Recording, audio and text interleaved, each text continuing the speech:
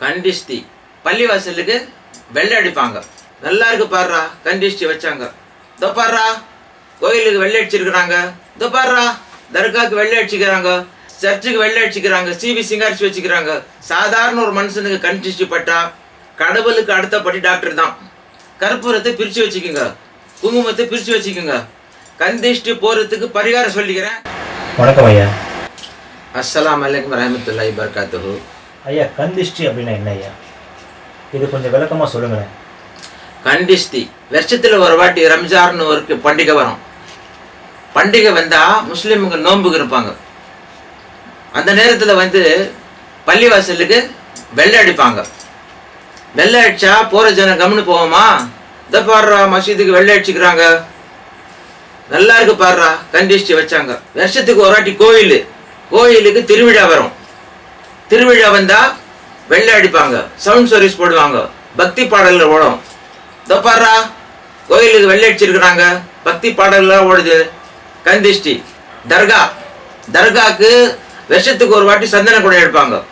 சந்தன குடம் எடுக்கும்போது வெள்ளை அடிப்பாங்க, சீரியல் செட் போடுவாங்க. தர்காவுக்கு வெள்ளை அடிச்சுக்கிறாங்க, சீரியல் செட் போட்டுக்கிறாங்க. கண்டிஷ்டி. சர்ச்சுக்கு வருஷத்துக்கு ஒரு வாட்டி கிறிஸ்மஸ்னு ஒரு பண்டிகை வரும். பண்டிகை வந்தால் வெள்ளை அடிப்பாங்க, வெள்ளை அடிச்சுட்டு சிவி சிங்காரிச்சு வைப்பாங்க அவங்க. கண்டிஷ்டி. இது தெய்வத்துக்கே கண்டிஷ்டி வச்சுக்குது. தெய்வங்க என்ன பண்ணாங்கன்னா, கண்டிஷ்டி எங்கள்லே வைக்கிறியா நீ அப்படின்னு தெய்வங்க அடிச்சு வெட்டி விட்டாங்க. அது தெய்வங்க சரி பண்ணிக்கிச்சு. சாதாரண ஒரு மனுஷனுக்கு கண்டிஷ்டி பட்டா அதுக்கு பரிகாரம் சொல்கிறேன், கேட்டுக்கோங்க. கண்டிஷ்டி பட்டா ஜுரம் வரும், வயிற்று வலி வரும், தலைவலி வரும். அந்த மாதிரி நேரத்தில் நீங்கள் என்ன பண்ணனா, டாக்டர் ஆண்டிட்டுன்னு போனால். ஏன் இந்த மாதிரி சொல்கிறேன்னா, கடவுளுக்கு அடுத்தபடி டாக்டர் தான். அங்கே போனால் டாக்டர் ஊசி போடுவார், மருந்து கொடுப்பாரு. சரிதான், ஊசியை போட்டார், மருந்தும் கொடுத்தாச்சு.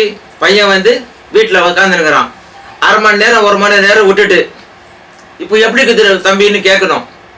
இல்லை அதே மாதிரி இருக்குது, சரியில்லை. நான் சொல்லும்போது நீங்கள் போய் ஒரு பூசணிக்காய் வாங்கிடுவாங்க, குங்குமம் வாங்கிடுவாங்க, கற்பூரம் வாங்கிடுவாங்க. வாங்கின்னு பூசணிக்காவை நல்லா தொடச்சிக்குங்க, கற்பூரத்தை பிரித்து வச்சுக்கோங்க, குங்குமத்தை பிரித்து வச்சுக்கோங்க.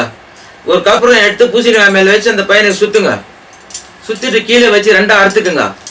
அறுத்துட்டு குங்குமம் எடுத்து அந்த பூசணிக்காய் மேலே தழுவிடுங்க. தழுவிட்டு அரை கற்பூரம் எடுத்து பூசணிக்காய் மேலே வச்சுட்டு கொளுத்தி விட்டு நல்லா சுற்றுங்க. சுற்றி கீழே வைங்க. இன்னொரு பூசணிக்காய் இருக்கும், அது மேலே கற்பூரத்தை வச்சுட்டு கொளுத்தி விட்டு அதையும் சுற்றுங்க.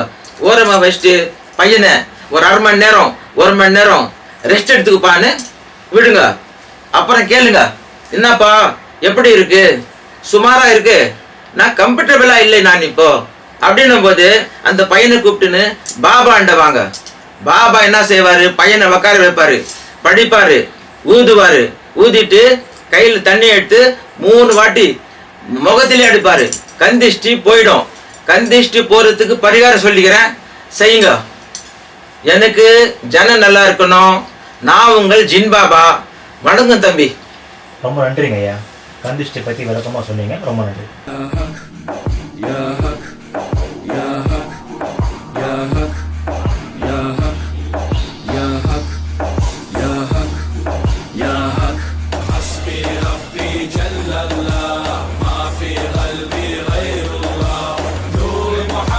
صلى